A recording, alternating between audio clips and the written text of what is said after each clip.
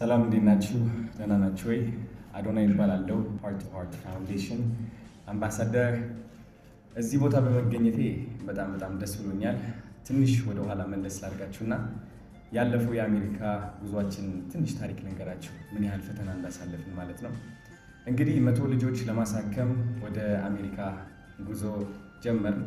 በጣም ተስፋ የተሞላ እንደምናሳካውም እርግጠኛ ነበር።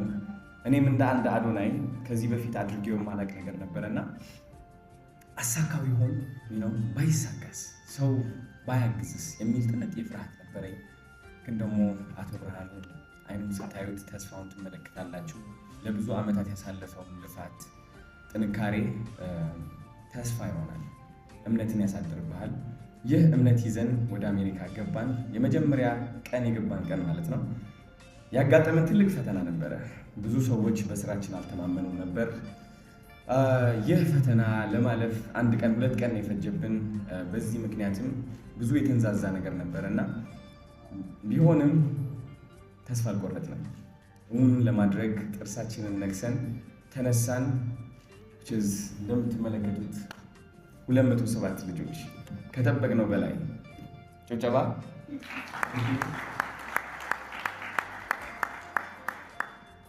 207 ልጆች እንግዲህ ከዚህ ተቀምጠን ስናየው ቁጥርም ይመስላል፣ የታከሙ ልጆችም አሉ። ከውስጥ ሆነ ስታየው ግን ፈተና ነው፣ አደራ ነው። እነዚህ ዶክተሮች በፈቃደኝነት ነው ይህ ፈተናን የተቀበሉት፣ በፈቃደኝነት ነው ይህ አደራን የተቀበሉት። ብርታትን ይጠይቃል። ወደ ኢትዮ ኢስታንቡል ሆስፒታል ገብቼ እነዚህ ሰርጀሪ የተሰሩ ልጆችን ስመለከታቸው እውነት ፍርሃት ነው የተሰማኝ። እንዴት አድርገህ አንድ ልጅ ልቡን እያየ ሰርጀሪ እያደረግ ለሰዓታት ልትቆይ ትችላለህ? ምን ያህል ብርታት እግዚአብሔር ቢሰጥህ ነው። እና የተቀበልነው ትልቅ አደራ እንደሆነ አውቃለሁ። 25,000 ህፃናት በዚህ የልብ ህመም እየተሰቃዩ ነው ያሉት። ከዚህ በፊት የተናገርኩት አንድ ታሪክ አለ። ከ4 ዓመት በፊት ካናዳ ያለው ግድግዳዬ ላይ 25,000 ህፃናት ማገዝ እፈልጋለሁ ብዬ ጽፌ ነበረ።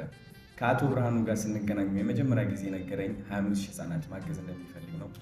2 የዓላማ መገጣጠም እግዚአብሔር የፈቀደው እና ሆን ብሎ ወደዚህ ቦታ እንደመራኝ ነው የማውቀው እኔ። አሁን ደግሞ እንደምትመለከቱት 1,000 ህፃናት በ1 ዓመት፣ ትልቅ ታሪክ። 1,000 ህፃናት ለማከም እንግዲህ በጣም ትልቅ ስራ፣ ትልቅ ኦርጋናይዜሽን፣ ትልቅ ማኔጅመንት፣ ትልቅ እውቀት፣ ክላሪቲ፣ ፐርፐዝ ያስፈልገዋል።